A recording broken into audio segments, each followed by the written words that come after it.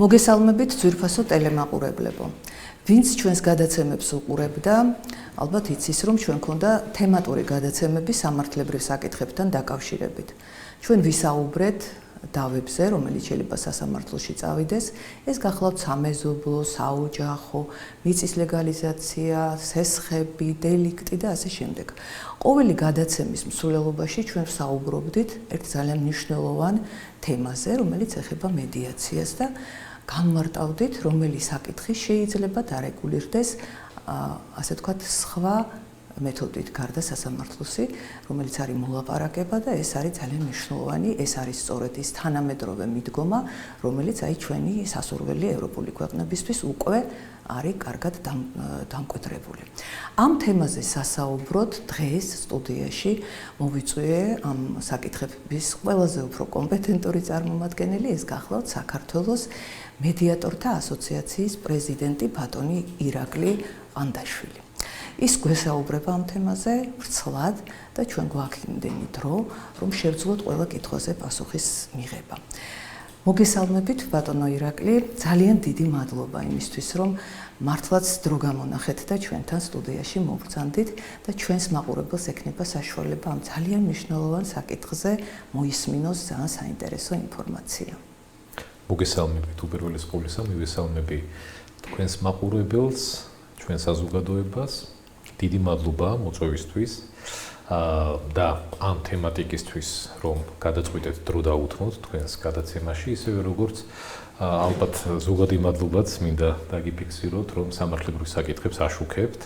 გამომდინარე იქიდან, რომ ძალიან მნიშვნელოვანი არის მსგავსი ტიპის გადაცემის არსებობა, გამომდინარე იქიდან, რომ ყოველთვის იყო, არის და რა თქმა უნდა ინტერესი სოციუმის იქნება სამართლებრივი საკითხებთან დაკავშირებით მიიღონ კიდევ უფრო მეტი ინფორმაცია.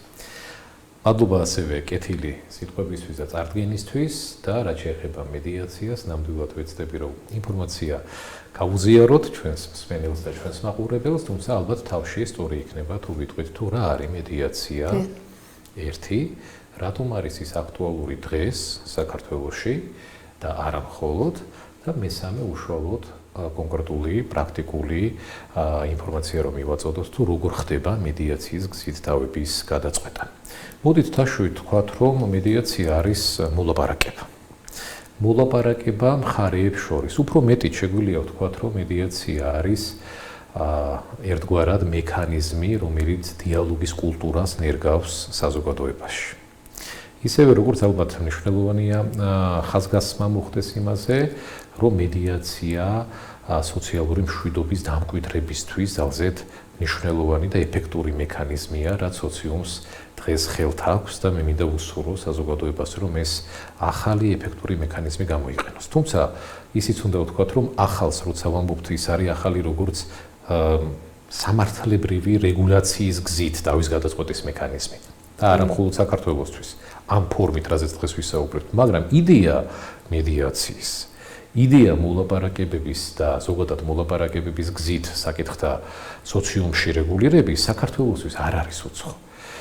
ამ ფორმით დავების რეგულირება ქართულ გენშია, თამამად შეიძლება ითქვას და ჩვენ ისტორიულ წარსულს რომ გადავავლოთ თვალი, ნამდვილად შეგვიძლია მოვიწონოთ თავი ისეთი ინსტიტუტებით სოციუმში დამკვიდრებული, როგორიც არის მომრიგებელი მოსამართლის ინსტიტუტი, როგორიც არის ხევისბერის ინსტიტუტი, რაც მათ შორის დღესაც სვანეთში და მთაში აქტიურად გამოიყენება, როგორც იყო ბჭენ მედიატორი, მოურვის ინსტიტუტი, ხო?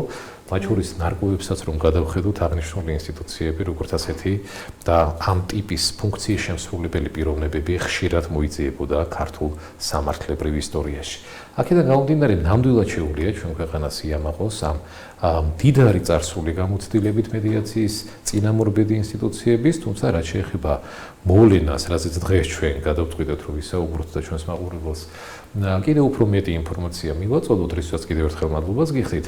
ეს რა თქმა უნდა ახალი არის თავისი არსით და ამ ტიპის რეგულირებით, რა რეგულირებაც თავის თავში მოიცავს შემდეგს. მე მინდა მივულოცო ჩვენს მაყურებელს, ჩვენს საზოგადოებას, რომ მედიაცია უკვე როგორც თავის რეგულირების მექანიზმი 2020 წლის 1 იანვრიდან ინსტიტუციონალურად დამკვიდრდა საქართველოში და ეს მექანიზმი არის მოლაპარაკება მესამე ნეიტრალური პირის, მომლაპარაკებლის. სწორედაც კვალიფიციური მომლაპარაკებლის ჩართულობით ორ მხარეს შორის დავის რეგულირების მიზნებისათვის მომართული პირი, რომელიც თავისი კვალიფიკაციით, თავისი ცოდნით და უნარებით და გამოცდილებით ეხმარება ორ პირს მიაღწიონ მათ ინტერესზე მორგებული საბოლოო შეთანხმება. მე მინდა ხაზზე გავუსვა და საზოგადოებას უთხრა, როდესაც დავა გაჟღერდება, ალბათ ასე არის ამერიკაშიც, ასეა გერმანიაშიც, ასეა საქართველოშიც, არ გაგვიკვირდება თუ მოქალაქე პირველ რიგში თავში წარმოიდგენს და გააჟღერებს ზებირად სიტყვა სასამართლოს. რაც აბსოლუტურად გასაგები არის, სასამართლო არის ტრადიციული დავის გადაწყვეტის მექანიზმი ევროპაშიც, ამერიკაშიც და საქართველოშიც, თუმცა ძალზე მნიშვნელოვანია და ამ მიმართულებით მე ვისურვებდი, რომ სოციუმში ნელ-ნელა იმ დოზით გაიზარდოს ცნობიერი დავის გადაწყვეტის სხვა მექანიზმების შესახებ, ამ შემთხვევაში მედიაციის შესახებ, რომ როდესაც სიტყვა დავა გაჟღერდება, მათ შორის ერთ-ერთი პირველი საზოგადოებამ მოიფიქროს, მოიაზროს და თქვას, რომ რატომაც არ ვცადოთ დავა მედიაციის გზით დავასრულოთ. ოღონდ ამ გზით დავის დასრულების მთელი ის უპირატესობა მდგომარეობს შემდეგში, რომ განსხვავებით სასამართლოსაგან, განსხვავებით დავის გადაწყვეტის კიდევ ერთი მექანიზმისგან, რაც საქართველოში არის დანერგილი კანონის დონეზე, როგორც არის არბიტრაჟი, მედიაციას თავაზობს მოდავე მხარეებს, ოღონდ ხაზი მინდა გაუსვა სამოქალაქო კატეგორიის დავების მხარეებს და მე დავებს გავაჟღერებ თქვენის ნებართვით თუ რა დავები ექვემდებარება მედიაციას.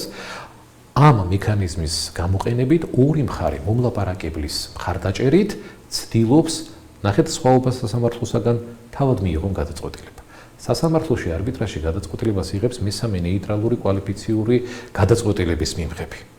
მედიაციაში კვალიფიციური ნეიტრალური მომლაპარაკებელი ეხმარებათ მოდავე მხარეებს, რათა მოდავე მხარეებმა ერთმანეთთან კომუნიკაციით ერთმანეთთან და მე თავში ყველად არ მithქვამს დიალოგის კულტურა ინერგება მედიაციით. ერთმანეთთან დიალოგის გზით გამოერკვნენ თუ რაშია პრობლემა. როგორ მიაჩნია პრობლემის არსი და წყარო და განმავითარებელი წინაპირობები ერთ მხარეს. რა შეხედავს იგივე საკითხებს მეორე მხარე. სად არის მათ შორის აზრთა შორის შეუთავსებლობა, სად არის განსხვავება, სად არის თანხმედრა და აი ამ მექანიზმით და ამ ფორმატის ურთიერთობებით მომლაპარაკებელი ეხმარება ორივეს რომ მივიდნენ საერთო კვეთის წერტილებამდე. კი ბატონო. ოღონდ ერთი დეტალიც ქალდონ მარინა, ამ პროცესში განსხვავებით არბიტრისგან, განსხვავებით მოსამართლისგან, როგორც უკვე თავში აღინიშნა, გადაწყვეტილებას იღებენ მხარეები, ოღონდ ეს გადაწყვეტილება თუ ორივე მხარის ნებაა რომ საკითხი შეთანხმებით დასრულდეს, განსხვავებით არბიტრის მხრიდან, განსხვავებით მოსამართლის მხრიდან მიღებული გადაწყვეტილებისაგან, რითაც არც ერთი თუ მინიმუმ ერთი მხარე რჩება კმაყოფილი, იმიტომ რომ ერთ-ერთი არბიტრაჟში და სასამართლოში დაგებული მხარეა, ხო?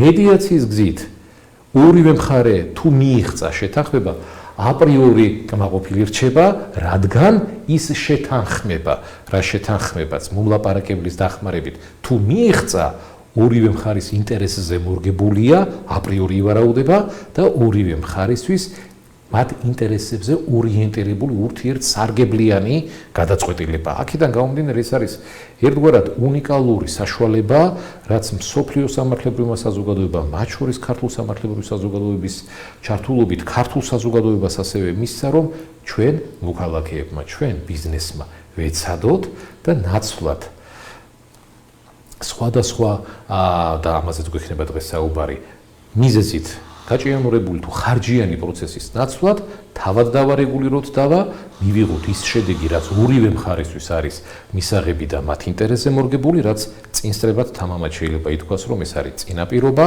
იმისა, რომ მხარეთა შორის ურთიერთობა გაგრძელდება, იმიტომ რომ ისინი ერთი მეორეს ხელს ჩამოართმევენ, თუ მიიღწევა შეთანხმება და გააგრძელებენ მათ შორის არსებულ ურთიერთობებს. ადამიანებს შორის ურთიერთობები უნდა გაგრძელდეს, ქალთურ მარინ ალბათ ამეთანხმებით. რა თქმა უნდა. ნებისმიერი კატეგორიის დავა არა აქვს მნიშვნელობა და კატეგორიები შეგვიძლია გავაჟღეროთ. მედიაციას ექვემდებარება სამოქალაქო კატეგორიის ყველა ტიპის დავა. საოჯახო, სამეზობლო, არაქონებრივი დავები, ბიზნეს დავები სრულად, საზიარო უფლების, ანუ თანასაკუთრების გაყოფასთან დაკავშირებული დავები, საბანკო კრედიტი, ონლაინ სასესხო კრედიტის დავები, შრომითი, ინდივიდუალური შრომითი დავები, რამე დარჩა, მეგონი არაფერი არ დარჩა. სამოქალაქო ეს იძლევა უნიკალურ საშუალებას, რომ მოლაპარაკებების გზით მხარეებმა ერთმანეთთან ურთიერთობებს შეინარჩუნონ. ალბათ ამეთანხმებით. რა თქმა უნდა. საოჯახო დავა როცა წარმოიშვება, ვისა და ვის შორის არის დავა? პირებს შორის, რომელთაც ერთმანეთთან აქვთ ისეთი ბმები და კავშირები, რასაც ისინი სამომავლოდ გვერდს ვერ აუვლიან. მეზობლებს შორის როცა არის დავა, ვის შორის არის დავა? ხალხს შორის, რომელიც ყოველდღიურად ერთი მეორე სახეში უყურებს და მათ უწევთ ერთმანეთთან ყოფიერება. ბიზნეს დავები ვის შორის არის დავა? ორ პარტნიორს შორის, რომელმაც ბიზნესი დაიწყეს თანხმედრი ინვესტიციები განახორციელეს და ერთმანეთთან იმდენი ბმა ჰქონდათ წარსულში და რა თქმა უნდა ურთიერთობებია, სადაც ერთმანეთი სჭირდებათ, მათ თუ ერთმანეთთან ურთიერთობები არ შეათანხმეს, საბოლოოდ ვინ დაზარალდება? ერთი არა, ორივე დაზარალდება.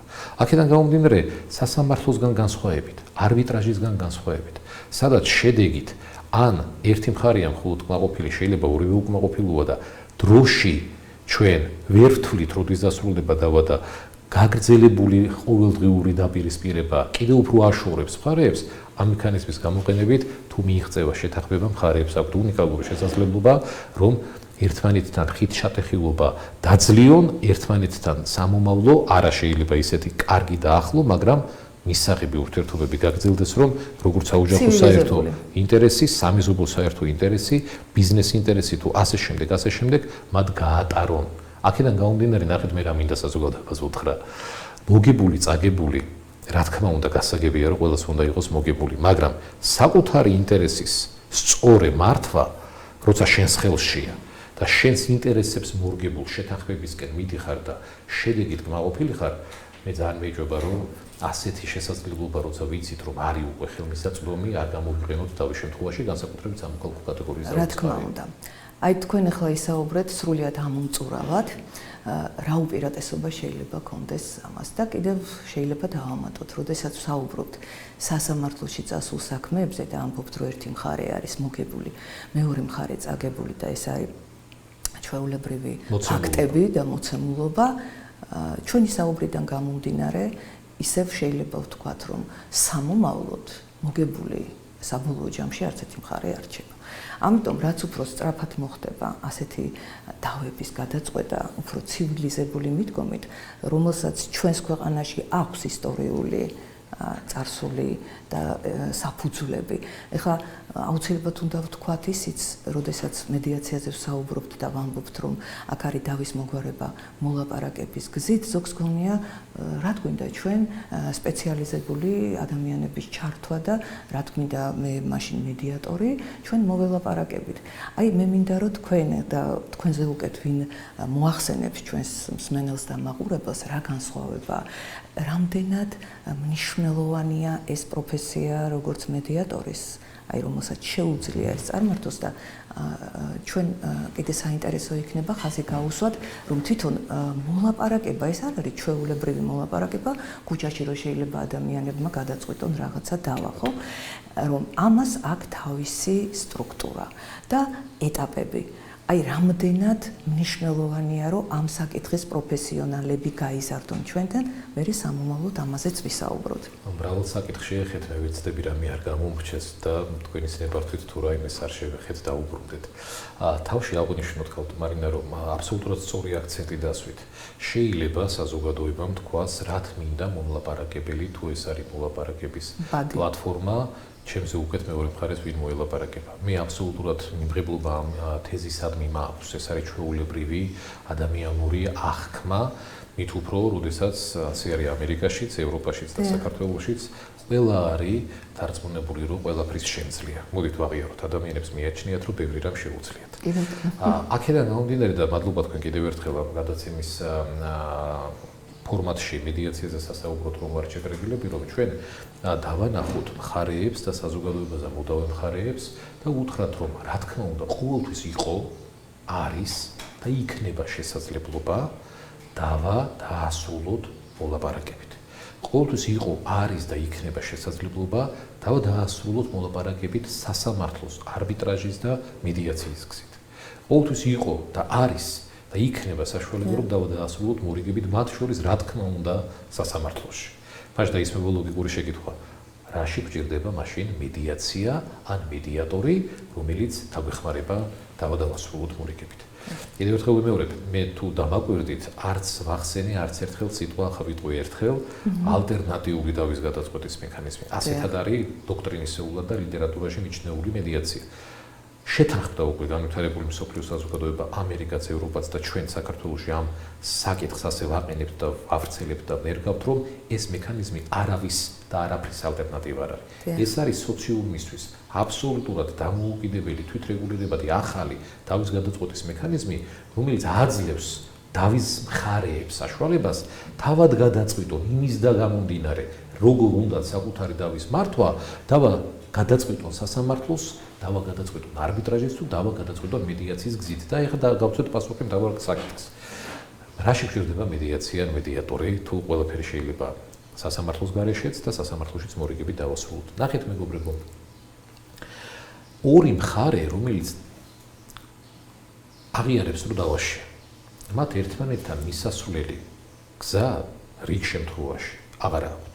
ან რაღაც ობიექტური მიზეზების გამო უჭირთ, ისევე როგორც დაშვებას აკეთებენ, რომ ერთი-ერთზე კომუნიკაცია შეიძლება მათთვის იყო გარკვეული პატივის ღირსების შეურაცხყოფელიც, რომ ერთმა არ ჩათვალოს, მე თუ მივალ მეორესთან, იმან არ ჩათვალოს, რომ ეს ვისუსტი მაგ და ასე შემდეგ. თუმცა თუნდაც გადალახონ ეს საკითხები და ერთი-ერთზე სასამართლოს გარეშეც, მედიატორის გარეშეც მორიგებას ეცადონ, ეს ძალიან კარგი იქნება და ყოველთვის უნდა მოხდეს და უნდა ეცადონ. თუმცა ნახეთ რა ნიუანსი არის. ამ ფორმატით მიღწეული ორი მხარის შეთანხმება საბოლოო ჯამში არის, თუ გადაიტანენ ამ ყველაფერს დოკუმენტში, ქალბატონ მარინა, ხელშეკრულება. რომელიც თუ მერე პრაქტიკაში და შეთანხმებულის რეალიზება აღსრულებაში ერთ-ერთმა არ შეასრულა, დაშვება რო გავაკეთოთ. ისინი არიან საბოლოოდ განწირული ისევ რისთვის, თავისთვის. რისთვის, რომ იარონ ისევ სამართალწარმოების ინსტანციებში და არჩიონ ერთმანეთთან მართალი კიდევ უფრო დაძაბულ რეჟიმში. რატო? იმიტომ რომ უკვე ის რაზე შეთანხმდნენ, ერთ-ერთი ისევ არ ხვევს. დავინახეთ ხო სხვაობა, ანუ არაფერი არ უდგას წინ, შეგვიძლია თამამად ვთქვათ, ახლა ჩვენ არაფორმალურ საკითხებსაც ვიხევით, ხელის ჩამორთმევის ფორმატი დავის რეგულირების. არაერთი ხელის ჩამორთმეული გვინახია, თუმცა მე ის პირობა დარღვეულა და ისე უარის დაპირისპირებაში და სამართალწარმოებაში აღმოჩენილ მხარეები. ანუ მარტივი დასკვნა, შუალედური დასკვნა, რომ სასამართლოს გარეშე, მათ შორის მედიატორის გარეშე მორიგება ყოველთვის შეიძლება მხარეებმა იცადონ, არავინ არ ჭირდებათ, მაგრამ გარანტია პროცესუალური აღსრულებასთან დაკავშირებით და ის რაზეც შეთანხმდნენ, რომ მერე რომ დაირღვეს აირიდონ თავიდან კონფლიქტი, ამ ტიპის მორიგებას არ ახლავს. აღარ აჭირება სამართალწარმოებაში მორიგება ცალსახად ყოველთვის იყო, არის და იქნება. მოსამართლეები უდიდეს როლს ასრულებენ დავები მხარეებს დაასრულებინონ მორიგებით.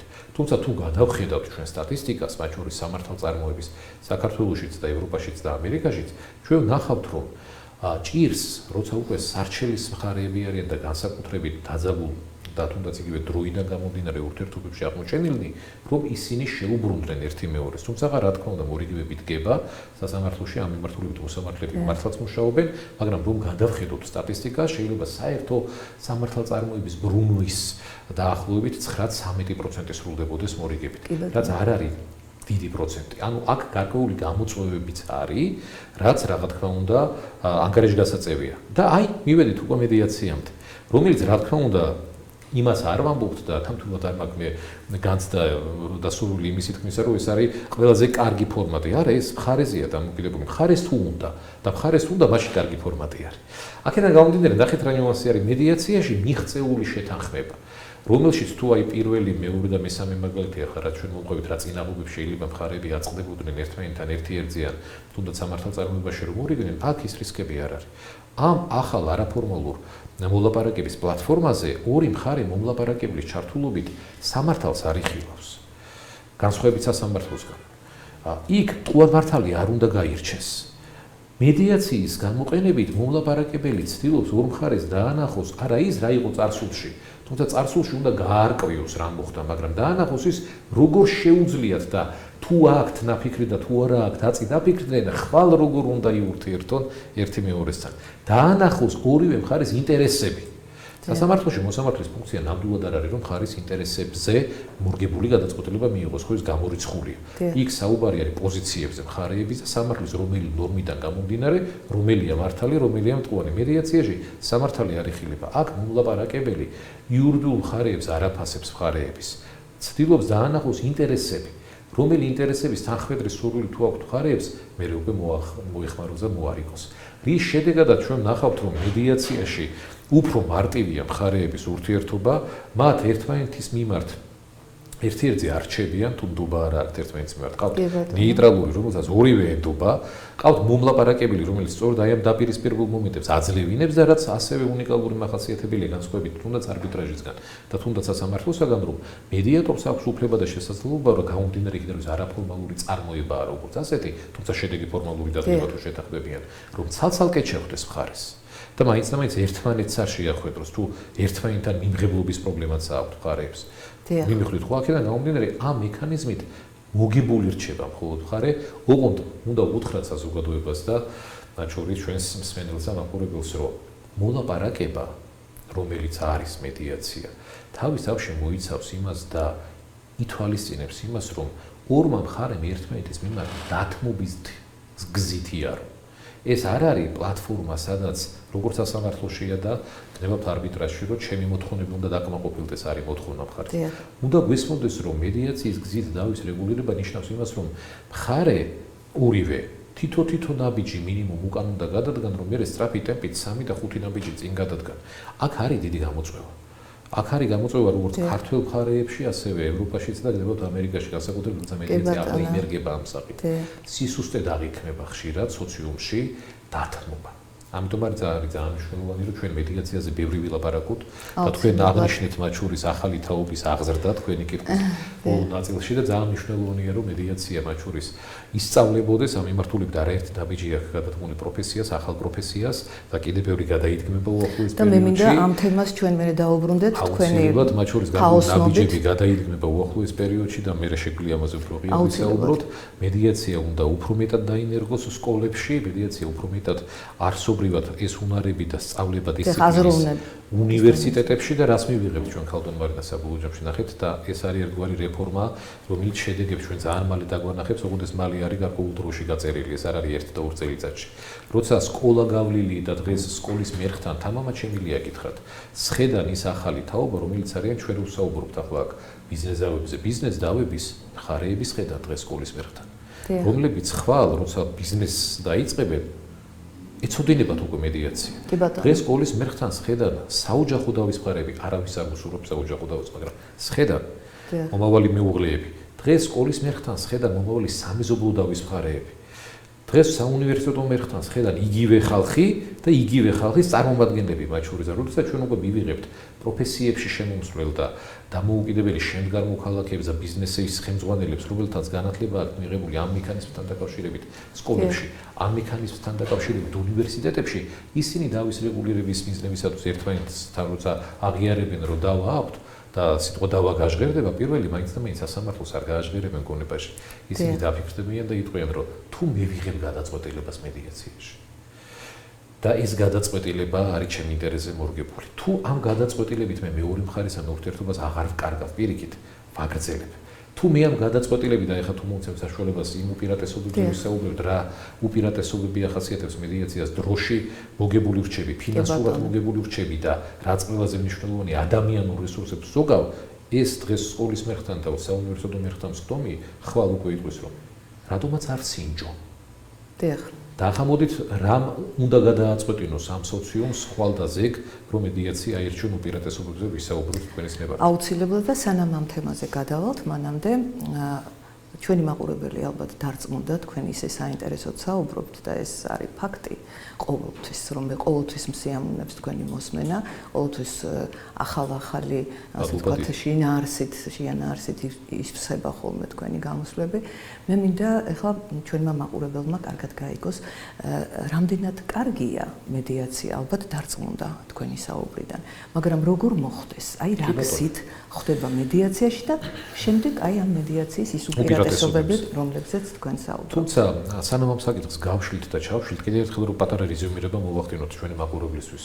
ეს არის მექანიზმი, რომელი მექანიზმით საზოგადოებას მინდა უთხრა, თქვენ ხელში არის ინსტრუმენტი, რომ თქვენ თავად დაარეგულიროთ თქვენს წინაშე არსებული დავა და თქვენ თავად თქვენი ხვალინდელი დღეს განსაზღვროთ ისე, როგორც თქვენ ინტერესს მიესადაგება. ეს შესაძლებლობა არის, ამ შესაძლებლობას გამოყენება უნდა. ახლა როგორ მოვხვდეთ მედიაციაში? დღეს მოქმედი კანონმდებლობით და აქვე ჩვენ ალბათ სწორი იქნება რომ აღნიშნოთ, საქართველოს შეუერთდა იმ ევროპული ქვეყნების ოჯახს, რომელი ევროპული ქვეყნების იურისდიქციებში მედიაცია დღეს ჩვენთან ერთად მხარდამხარ ინერგება. და კერძოდ ევროპული დირექტივის საფუძველზე 2008 წელს ევროკავშირმა ევროკავშირის წევრ ყველა ქვეყანაზე ვალდებულება გაავრცელა, რომ თავის გადაწყვეტის ალტერნატიული მექანიზმების შესახებ კანონმდებლობის ჰარმონიზება მოხდეს ევროპულ სტანდარტებთან. პირველი იყო ავსტრია, რამდენადაც მახსოვს და ბოლო იყო გერმანია, ევროკავშირის წევრი ქვეყნების, ვინც მიიღეს კანონი მედიაციის შესახებ.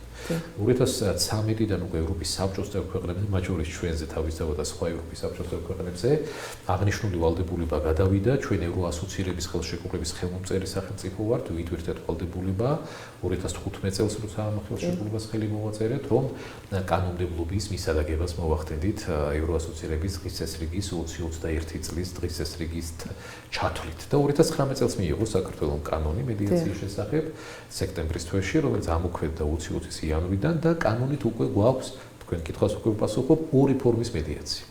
ერთი ეს არის სასამართლო მედიაცია და მეორე ეს არის არასასამართლო მედიაცია. უთხრათ ჩვენს მაყურებელს, როგორ შეიძლება მოვხვდეთ სასამართლო მედიაციაში, როგორ შეიძლება გავხდეთ არასასამართლო მედიაციის მომხმარებელი. ჩვენი მოქმედი კანონმდებლობით მედიაციის კანონს გულისხმობ ნებისმიერი კატეგორიის სამოქალაქო დავა, როგორც არის აღარ გამეორდები.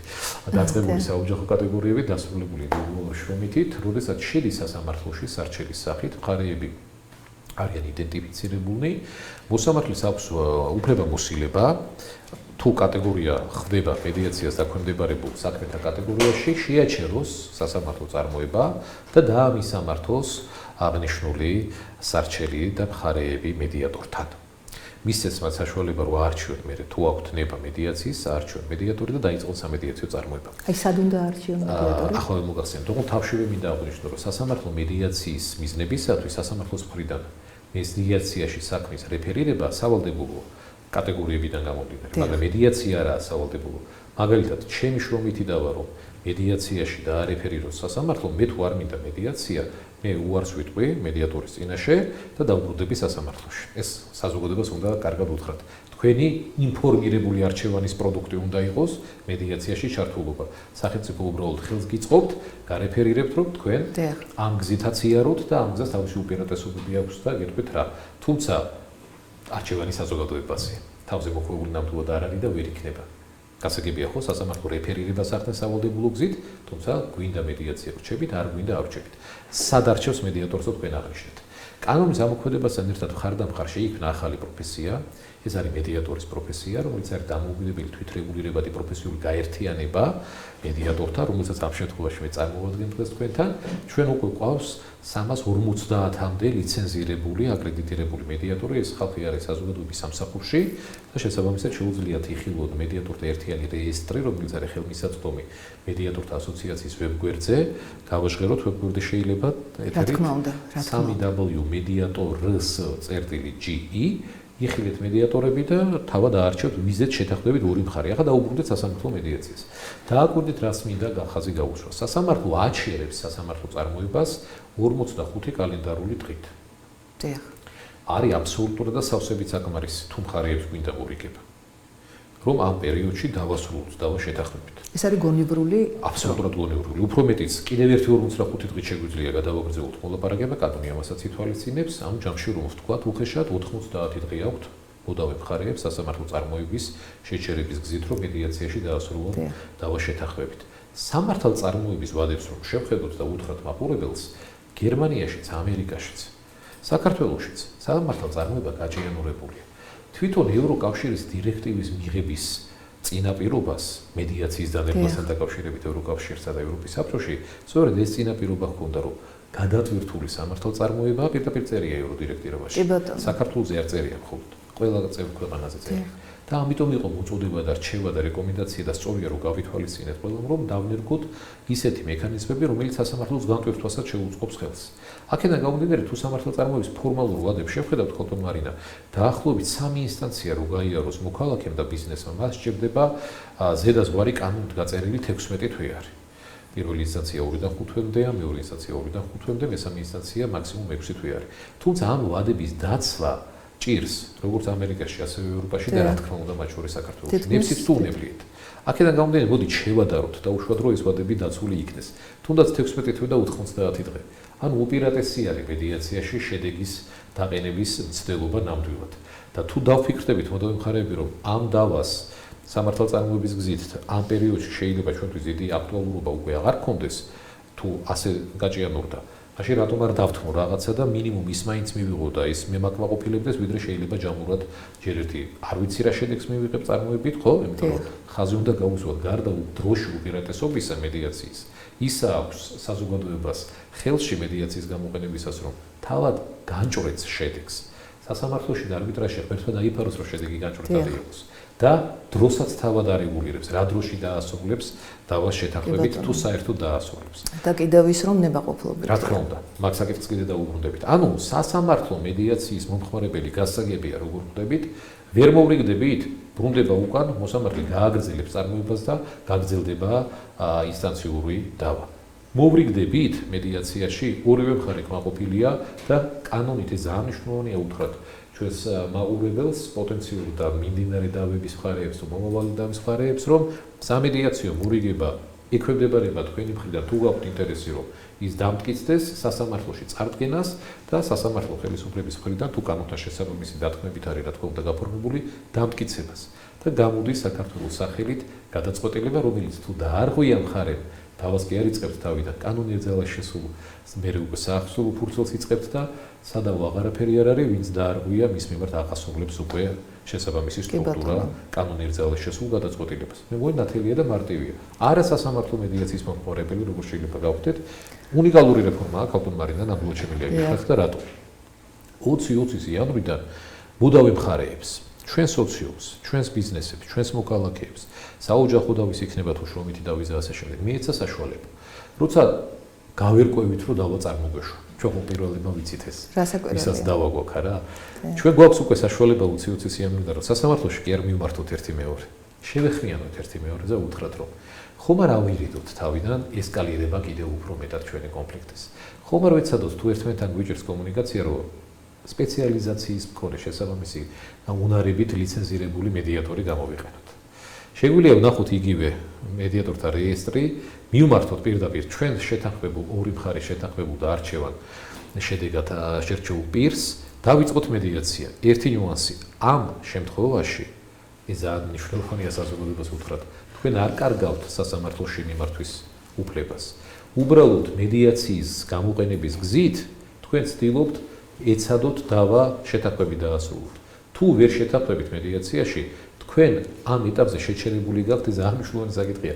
ასეთი რეგულირება უნდა ითქვას, ხალხმა უნდა იცოდეს, რომ ხანდაზმულობა სასამართლოსადმი მიმართვის ჩერდება კერძო არასასამართლო მედიაციის გზით დავის რეგულირების დაწყებისას. და თუ ამ პერიოდში, რა პერიოდშიც არასასამართლო მედიაციაში მოლაპარაკება შეყარს ჩართული მედიატორთან, ვერ შეთანხმდებით, აი იმ შეწყვეტის თარიღიდან შეჩერებული სასამართლოსადმი მიმართვის ვადის პერიოდი გადაგიგრძელდებათ იმ ვადით, რა ვადითაც გქონდათ დარჩენილი შესაძლებლობა, რომ სასამართლოსთვის მიგემართათ. ანუ არაფერს არ კარგავთ მოდავი მხარეები. და თუ შეთანხმდებით, ესეც მნიშვნელოვანია, არასასამართლო მედიაციაში თუ შეთანხმდებით, იგივე ძალა აქვს ამ მორიგებას, როგორც სასამართლო მედიაციაში მიღწევს. ანუ ასევე შესაძლებელია ისე, რომ საქმეც არ გაქვთ დაწყებული სასამართლოში, თქვენი შეთანხმება როგორი შეთანხმებაც თუ მედიატორის გარეშე მიაღწევთ, ის ვერ აღსრულდება სასამართლოს გზით. მაგრამ აი მედიაციაში, არასასამართლო მედიაციაში მიღწეული სამედიაციო მორიგების დოკუმენტი თქვენ გაქვთ საშუალება, რომ წაიღოთ სამართალწარმოების მიმართულებით, ანუ სასამართლო ხელისუფლებას მიმართოთ და თუ კანონიერია ეს თქვენი დათქმები და აღსრულებადი არის ტექსტით გათვალისწინებული შეთანხმების შინაარსი, დაგიდასტურდეთ ის და საქართველოს სახელით მიღებული გადაწყვეტილებით დამოწმდეს, რაც უნიკალური შესაძლებლობაა. ძალიან დიდი მადლობა, აი ესე ვცვლად და ამომწურავად რომ ვისაუბრეთ ამ თემაზე და ჩვენმა მსმენელმა და მაყურებელმა გაიგო, როგორი დიდი შესაძლებლობა ეძლევა და აი ეს თემა იმდენად კარგად არის კანონით დარეგულირებული და ეხლა უბრალოდ მოიტანა თემამ აუცილებლობა იმისი, რომ აღვნიშნო, რომ ნებისმიერი კეთილი საქმე უნდა გაკეთდეს სწორად და ნებისმიერ საქმეს სჭირდება ხელმძღვანელი და ეხლა უბრალოდ ისე არ მინდა გამომივიდეს, მაგრამ თქვენ ხართ მედიატორთა, საქართველოს მედიატორთა ასოციაციის პრეზიდენტი და ძალიან ბევრი რამ, რომელზეც აი ახლა ჩვენ შეგვიძლია სიამაყით ვისაუბროთ, გიკავშირდებათ თქვენ მათ შორის მათ შორის მედიატორების რაოდენობის, ასე ვთქვათ, შექმნა და აი ამ გუნდის შექმნა, რომლის გაცნობის შესაძლებლობა მქონდა და რომელიც ძალიან შთამბეჭდავი იყო პირველ რიგში, ვინაიდან ჩემს სამსახურში არიან ადვოკატები და სამომავლოდ ისინი აი მე ვისაუბრებ თვითონ მედიაციის პროცესში, ვინ მონაწილეობს გარდა მოდავე მხარეებისა და გარდა მედიატორისა. აი აუცილებელია, რომ როგორც ახალი პროფესიონალი ჭირდება, როგორც მედიატორის სახით ჩვენ საზოგადოებას, ასევე ჭირდება მედიაციაში წარმომადგენელი და ეს უნდა გააკეთოს იმ ახალგაზრდა თაობამ, რომელიც როგორც მოქალაქე სკოლის მერხთანაც ისწავლის, რომ მოლაპარაკება ყველაზე საუკეთესო გზა არის დავის მომგვარების და მეორე თვითონ კანონმდებლობით როგორ იყოს ის შემსრულებელი აი ამ ძალიან საპატიო ასე ვთქვათ მისიის. ეს არის ძალიან დიდი და ძალიან კარგი წინ გადადგმული ნაბიჯი და მინდა ვთქვა, რომ ეს ინფორმაცია უნდა კონდეს ყველა ბიზნესში ჩართულ ადამიანს. სწორედ თქვენი ძალისხმევა, როდესაც სკოლის მერხთანყოფებთანაც მიგაქვთ ეს ინფორმაცია და ნებისმიერ იურიდიულ ინსტიტუციასთან, სწორედ ამის გამო და საზოგადოებამ რაც შეიძლება უნდა იცოდეს, იმიტომ რომ როდესაც ჩვენ ვსაუბრობთ სასამართლოზე, სასამართლოში შეიტან თქვათ სარჩელს და გამოიძახებენ შენ ეს გინდა შენინების საწინააღმდეგო თუ არა. ნებაყოფლობითობა აი რომელზედაც დგას ეს მედიაციის პროცესი, გარდა კიდე სხვა რაღაცებისა, რომელზეც თქვენ ისაუბრებთ ვრცლად, არის ის, რომ ორივე მხარემ უნდა განაცხადოს თანხმობა და თანხმობა რომ განაცხადოს, უნდა იცოდეს ამის შესახებ. ამიტომ შეიძლება ერთი მხარე არის ინფორმირებული, მაგრამ თუ მეორე მხარე არ არის, მაშინ გრძელდება ის დავები, რომელიც წლობით არის. თქვენ ძალიან ესე ახსენეთ ის თვეებით 11 კი არა წლობით ხდება ხოლმე და ზოგი ბერდება და ზოგი საერთოდ ვეღარ ესწრება ხოლმე ამ პროცესებს მესამე ინსტანციამდე. ამიტომ ეს არის ძალიან მნიშვნელოვანი და კიდევ აუცილებლად მინდა ვთქვა, როდესაც თქვენ ძალიან კარგად გაუსვით ხაზი იმ გარემოებას, რომ ეს ევროპულ ქვეყნებში აპრობირებულია, იქაც არის რაღაც გამოწვევები, აი ამ საკითხებთან დაკავშირებით ძალიან ღრმად ხართ ჩახედული და თქვენ ზეპირად არ საუბრობთ იმაზე, იმიტომ რომ უშუალოდ გაქვთ კონტაქტები, ძალიან ხშირი კონტაქტი და ფაქტობრივად მაჯისცემა ამ მიმართულებით როგორია, თქვენ ეს ძალიან კარგად იცით. ეხლა გავაგრძელოთ მონაწილე მხარეებზე ვისაუბროთ, აი რომელიც პროფესიას ეხება გარდა მედიატორისა. თქვენი სინებართვით ამ საკითხს აუცილებლად შევეხებით, თუმცა გამომდინარე იქიდან, რომ რაღაც საკითხები ასევე მინდა დავფარო და დროც ბევრი არ დაგვრჩა. დავიწყებ შემდეგით, მადლობა კიდე ერთხელ კეთილი სიტყვებისთვის, თუმცა უნდა აღინიშნოს, რომ ეს არის ერთობლივი დიდი შრომის ძალისხმევის შედეგი, თუ დღეს ნაბიჯები იდგმება მედიაციის განვითარების მიმართულებით, ანუ მე მარტო ჩემ თავზე არ გავიძე, რა თქმა უნდა, მადლობა სახელმწიფოს, ჯერ კიდევ 2016 წელს, როცა კანონის პროექტი სამუშაო ჯგუფი შეიქმნა ამ დარგში ჩართული პირების მხრიდან, ჩვენ მე კანონად ვაქციეთ ეს ყველაფერი და რა თქმა უნდა სწორი იყო სახელმწიფოს ეს ჩართულობა და მნიშვნელოვანი, ისევე როგორც რომ ეს ფორმა ავარჩიეთ დამოუკიდებელი თვითრეგულირებადი პროფესიის შექმნისა. მადლობა არაერთ საერთაშორისო დონორ ორგანიზაციას, ეს იქნება გაერო, ეს იქნება ევროკავშირი, ამერიკის USAID-ის სამართლის უზენაესობის პროგრამა, რომელმაც ძალიან მჭიდროდ ითანამშრომლეს მატერიალურ-ტექნიკური იყო თუ შინაარსობრივი თვალსაზრისით, რომ აღნიშნული ახალი დავის გადაწყვეტის მექანიზმს ფეხი აედგა საქართველოში.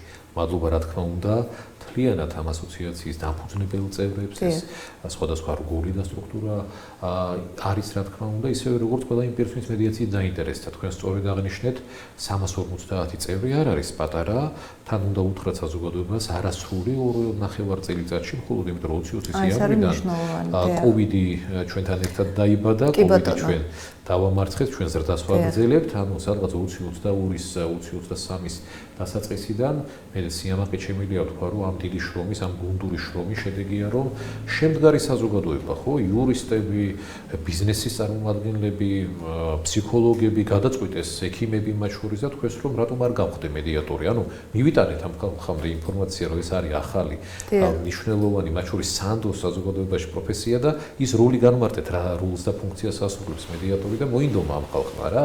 უფრო მეტიც სიამაყით შეგვიძლია ვთქვათ, რომ არა მხოლოდ მედიატორთა ნაკადი გაიზარდა ამ მცირე პერიოდში და შედგა ამ ეტაპზე და 60-50 წევრი არ არის ცოტა, არამედ მომართვიანობაც იზრდება წლიდან წლამდე. ქალყმარინა, ამაში მხარდამხარ რა თქმა უნდა სასამართლო მედიაციის რეფერირება არის ერთ-ერთი გამსასწორებელი მხარდამჭერი ფაქტორი, ისე როგორც ადვოკატთა კორპუსის სწორი ჩართულობა, რომელიც თავიანთ კლიენტებს ურჩევენ და კიდე მეტად უნდა ურჩევენ, რა თქმა უნდა, მიმართულებით, რომ გაიზარდოს მედიაციაში მომართვიანობა და 20-22 დაიხურა 20-21-თან შედარებით ნამეტი მომართვიანობით 23 კიდე უფრო მეტად 24 კიდე უფრო მეტად და ასე ვითარდება ნაბიჯ-ნაბიჯ ეს მიმართულება. ასევე აუცილებლად უნდა უთხრა ჩვენს მაყურებელს, რახან დრო ასე სწრაფად მიდის, რომ გარდა დროითი უპირატესობისა მედიაციას აქვს ფინანსური თვალსაზრისით ძალიან დიდი უპირატესობა. სამართალწარმოებასთან და არბიტრაჟთან შედარებით. რატო? ეს არის არაფორმალური წარმოება. აქ შეჯიბრებითი ხარეები, ესმედა შეჯიბრებითი პროცესი არ აწარმოებენ, როგორც ეს არის მაგალითად სასამართლოში და არბიტრაჟში. ხარეებს აქვს საპროცესო, არასაპროცესო ხარჯები, მტკიცებულებათა შექმნის მიზნებისათვის და დროში გაჭირებულება ვიხსენოთ, დრო საბოლოო ჯამში დამატებით ხარჯებს იწვევს. ამ წარმოებაში თქვენ ფირფას საზოგადოებას მივართავ სასამართლო მედიაციაში რომ აღმოჩნდებით, თქვენ მედიატორის ხარჯს არ იხდით. ხო, ეს მინდა რომ იცოდეთ, იმიტომ რომ ამას სასამართლო ბიუჯეტში თქვენი გადახდილი ბაჟიდან გამომდინარე იხდით. ოღონდ თქვენ არ იხდით, ანუ თქვენი ხარჯი არ არის. და თუ მედიაციაში მიაღწევთ მორიგებას, ბაჟი ბრუნდება. ანუ ფინანსურად ეს არ გია საზოგადოებას. სხვა არასაპროცესო და საპროცესო ხარჯი აქ არ აქვს. არასასამართლო მედიაციაში ბაჟი არ არის, მედიატორის სერვისი კი ბატონო ანაზღაურებადია, თუმცა ასობით შევადაროთ, რა თქმა უნდა, შეთანხმებით, თუმცა ეს ხარჯი რო შევადაროთ გაჭირებულ და გაახანგრძლივებულ სამართალ წარმოებას, რა თქმა უნდა, საზოგადოება ფინანსური კუთხით ხარჯდეფექტურ მექანიზმად უნდა მიიჩნიოს მედიაცია. ანუ დროში ეფექტურია და ხარჯდეფექტურია. და მესამე არანაკლები მნიშვნელოვანი უპირატესობა ეს არის ადამიანური რესურსის დანაზოგი. ალბათ ამეთანხმებით ხალხო, მაგრამ თქვენ თავად აღნიშნეთ, რომ სამართალწარმოება ნებსი თუ უნებლიეთ ევროპასა, ამერიკასა თუ საქართველოში რო არის გაჭემურებული, ბევრი ადამიანი თქვენ თავად აღნიშნეთ, გადაყვა ამ დავებს. ზოგს გული გაუსკდა, ზოგს დროში სამწუხარო შედეგები დაუდგა, ხო, ასე შემდეგ. და ნახეთ რა მინდა საზოგადოებას უთხრა. დრო და ფინანსების დაზოგვა ძალიან მნიშვნელოვანია. ესე ფიქრობს ამერიკელი, ევროპელი და ქართველი ადამიანი, მაგრამ მე მინდა გითხრათ, რომ ადამიანური რესურსის დანაზოგი უფრო მნიშვნელოვანია და ეს დანაზოგი შთანთქავს დროითი დანაზოგის უპირატესობას და ფინანსური დანაზოგის და ამასაც აქსიომატურად ვეცდები აუხსნა. მე ვცდილობ სულ აქსიომატურად ვისაუბროთ. რატომ შთანთქავს, ახლა დავინახავთ. თუ ფიზიკური პირი თუ დაობს, ფიზიკური პირი თუ აირიდებს თავიდან სანერვიულო წარმოებას, გაჭირებულს და ხარჯიანს და ის თუ დიდხანს იცოცხლებს, ანუ დროში მოიგო. ანუ ადამიანური რესურსის დაზოგვა და ამ ადამიანური რესურსის დაზოგვით დრო შთაინთქა. და ფინანსებშიც ადამიანური რესურსის დანაზოგი ფინანსებსაც მოიცავს, რატო? იმიტომ თუ დიდხანს ცოცხლობ, მე შემოსავალს აკეთებ. აქედან გამომდინარე, დიდხანს სიცოცხლის წინაპირობა არის ადამიანური რესურსის დანაზოგი და ეს დიდხანს სიცოცხლე ეკვივალენტურად თავისთავში მოიცავს დროის მოგებას და ფინანსების მიღებას. ბიზნესშიც იგივე არის. დიდხანს ცოცხლობს ბიზნესი. ბიზნესიც ცოცხლობს, ხო, თუ არ დაღადაღდა და ლიკვიდაციაში არ გაუშვა მეორე მხარე და არ შეაჩერა მისი საქმიანობა, ბიზნესი ცოცხლობს. თუ მეტად ოპერირებს ბიზნესი უფრო მეტხანს თავის ბაზარზე, ის დროშიც მოგებულია და თუ მეტად ოპერირებს და ხელი არ ეშლება, ესე იგი ის მეტ შემოსავალს აკეთებს. ეს არა მარტო ინდივიდისთვის, სახელმწიფოსთვისაც ეს ყველაფერი საბოლოო ჯამში სოციალური მშვიდობის დამკვიდრებას ემსახურება და სახელმწიფო უფრო ჯანსაღად ვითარდება, რა თქმა უნდა. აქედან გამომდინარე, ეს უპირატესობები მედიაციას აქვს, ისევე როგორც ძალიან მნიშვნელოვანია აღინიშნოს, რომ მედიაციაში მხარეებს აქვს საშუალება შეთანხმდნენ ისეთ საკითხებზე, რაც მათ ინტერესია მორგებული და შეიძლება სადღაც საკითხი საერთოდ არ იყო. მაშინ როდესაც არბიტრაჟში თუ სასამართლოში ჩარჩოშია მათი მოთხოვნები, ხო? ჩარჩოს ვერ გაცდება ვერც მოსამართლე, ვერც მხარეები და აქ ალტერნატივები შეუზღუდაობის პრინციპი მოქმედებს, რომელიც მხარეებს ეხმარებათ იმაზე, რომ შეთანხმდნენ, რაზეც უნდა თუღონ კონფლიქტი არ მოწორო, მოღონ ის რაზეც დახტებიან კანონიერი უნდა იყოს, რა თქმა უნდა. და ახსოვლებათ. ისევე როგორც ეს წარმოება განსხვავებით სასამართლოსაგან არის კონფიდენციალური რაც ბიზნესის და ეს მინდოდა რომ ფიზიკური პირებისაც მაჩვენებს ძალიან უპირატესობაა, რატო? იმიტომ რომ არც ერთ ბიზნესი დასამალი კი არ აქვს. რეპუტაციული რისკები შეიძლება აირიდო. საჯარო წარმოებაში ერთმა რომ მეორეს წუნდებული საქონელი მიაწოდა, ხარ არ ვიტყვი ერთ კომპანიას დაუშვა, რა ძალიან ხშირად ხდება. ან ასე შემდეგ ნებისმიერი დავის საფუძველი. მათ ინტერესში არ უნდა იყოს და არც არის არასდროს საჯარო სამართალ წარმოებაში მესამე პირი დაესწროს, ხო, კარიერა სასამართლოსიდან ნებისმიერ შეუძლია დაესწროს ეს ბიზნესისთვის რეპუტაციული რისკია და ფიზიკურ პირებსაც ალბათ დამეთანხმებით. რა თქმა უნდა, რომელ მოქალაქეს უნდა მოსწონდეს, რომ ისი საოჯახო დავა მაგალითად ისმინება და ყველა ისმის ვის რა აწყენინა და რუდის აწყენინა და ასე შემდეგ. აქედან გამომდინარე, რა თქმა უნდა, ეს უპირატესობები უნდა იცოდეს საზოგადოებამ და თქვენ კიდევ ერთხელ დიდი მადლობა, რომ უპირატესობებზე სასაუბროდ მომიწვიეთ და თქვენი კითხვა ვინ არიან მხარეები? ამ საკითხს რა თქმა უნდა ახლა შევეხები. მხარეები მოლაპარაკებებში არიან მხარეები თვითონ. ერთი და მეორე მხარე, რომელი მხარეებიც არიან ჩართულნი უშუალოდ სიტყვა დავავი მაგრამ გამოვიყენოთ რახან მედიაციის საკითხს კიდე შევეხოთ სამედიაციო მოლაპარაკებებში, ხო? თუმცა ურთიერთგაუგებრობის რეგულირების პროცესში, რომელსაც ხელმძღვანელობს მოლაპარაკებას მედიატორი. ანუ უშუალოდ მხარეები მედიატორი თავისთავად და რა თქმა უნდა უპრიანია და სწორია ადვოკატები იყვნენ ჩართულნი მედიაციაში, როგორც სამართლებრივი მრჩევლები და კონსულტაციის მიღწევი. რომ ის იყოს აღსრულებადი. მე თამამად შემიძლია გითხრათ, რომ სამედიაციო მოლაპარაკებებში ადვოკატის ფუნქცია კიდევ უფრო მნიშვნელოვანი და კიდევ უფრო ღირებულია, ვიდრე გნებავთ არბიტრაჟში და გნებავთ სასამართლოში, იმიტომ რომ არბიტრაჟში და სასამართლოში დიდწილად ხო არის პრინციპი მომიცი სამართალი, უკაცრავად მომიცი ფაქტი და მოსამართლე მოგცემ სამართალს. მედიაციაში მედიატორი თუ სამართალს არ გაძლევთ, მედიატორი თქვენ გეხმარება, თქვენ ინტერესებზე მიღებულ შეთანხმებამდე მიხვიდეთ და დოკუმენტალურად რაზეც თაგვდებით, მისი აღსრულება უნარიანობა და კანონთა შესაბამისობის სტანდარტები მხარეებმა უნდა დაასრულონ. ამისთვის ჭირდება ძალიან მნიშვნელოვანია, რომ მედიაციაში იურისტები იყვნენ ჩართული. და მე მინდა ჩემი კოლეგა იურისტებს, ადვოკატებს უთხრა, რომ ეს არის მათ შორის თქვენთვის და მე ხშირად ვამბობ ხოლმე, რომ ულოცავ საზოგადოებას მედიაციის კანონის ამოქმედებას, მე მგონი გასაგებია საზოგადოებას რატო ულოცავ, იმიტომ რომ მათ აქვს საშუალება ერთმანეთი დაინდონ, ერთმანეთთან მიღებულობა გაზარდონ, საკუთარი გადაწყვეტილებები მიიღონ, კმაყოფილნი დარჩნენ, დრო დაზოგონ, ფული დაზოგონ, ბევრი დაზოგი გააკეთონ და რა თქმა უნდა მისაუცია ადვოკატებისთვის, იმიტომ რომ ერთი მხრივ ეს არის ახალი პლატფორმა, თუმცა მარტო ადვოკატებისთვის არის ნებისმიერი მოქალაქე. ევროპული სტანდარტია, მედიატორი შეიძლება გახდეს ნებისმიერი პირი, მაინც იურისტი არა და ჩვენ გვყავს მედიაციაში ექიმებიც, კვანან ბიზნესის წარმომადგენლებიც და ადვოკატები თავისთავად, ასე რომ ეს არის მათთვის ახალი თვითრეალიზების პლატფორმა, როგორც ახალი პროფესიის მანტიის მორგების და თუმცა პირველი ჩემი მოწოდება არის ადვოკატებისადმი, რომ იყვნენ ეფექტური წარმომადგენლები მედიაციაში. იმიტომ რომ მათი როლი შეუცვლელია როგორც იურიდიული რჩევის მიმცემი პირების თავიანთი დასაწყისმყოფი პირებისათვის და რაც ყველაზე მნიშვნელოვანია, დროულად დასრულებული სამართალწარმოება ადვოკატებისთვის არის დიდი უპირატესობა, იმიტომ რომ ისინი კლიენტს ტოვებენ კმაყოფილს, ამაში იღებენ ჰონორარს და უთავისუფლდებათ ყველაზე ძვირფასი, რაც ამ პროფესიისთვის, თუმცა ალბათ სხვა პროფესიებისთვისაც, მაგრამ მე პირველ რიგში ადვოკატი გახლავართ და რა თქმა უნდა მედიატორი, თუმცა ადვოკატებისთვის ყველაზე დიდი მეგობარი ეს არის დრო და სწორი მართვა. აქედან გამომდინარე, ამ დროს მოახმარა უკვე სხვა მარწმუნებელს და თუნდაც პირად ცხოვრებას და პირად განვითარებას. აქედან გამომდინარე, მედიაციით ყველა კმაყოფილი შეიძლება დარჩეს, თუ ჩვენ ამ სისტემას ავაწყობთ, თუ ჩვენ ამ სისტემას სწორად ავაწყობთ, ვინ შეიძლება დარჩეს კმაყოფილი. ადვოკატები აუხსენით რატო? მუდავი მხარეები აუხსენით რატო? და სასამართლო უპირველეს ყოვლისა, იმიტომ რომ ის თუ განირვირთა ხარისხი და დროულობა იზრდება და რა თქმა უნდა სახელმწიფო, იმიტომ რომ მედიაცია ყველა სახელმწიფოში, ამერიკაშიც, ევროპაშიც და ჩვენთანაც ასე უნდა იყოს.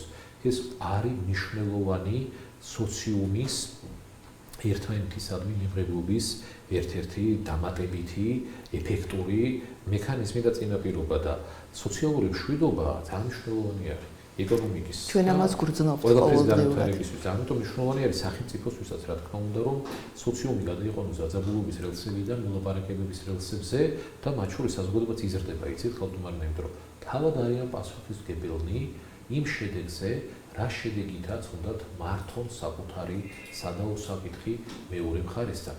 ამას ცოდნა უნდა, ამას გაზრდა უნდა, შედეგებაც იზრდება და სოციუმი წყალიბდება კიდევ უფრო მეტად სამოქალაქო საზოგადოება და ერთი ნუანსიც არ გამოგჩენს და არ დავტოვოთ ხსენების გარეშე, მედიაცია მე მინდა უთხრა საზოგადოებას და ჩვენს მაყურებელს, რომ მაინც და მაინც არ შევხედოთ როგორც დავის გადაწყვეტის მექანიზმს. ან არ შევხედოთ მაინც და მაინც ფორმალურ ახალ დავის გადაწყვეტის მექანიზმს. ეს არის ცხოვრების წესი.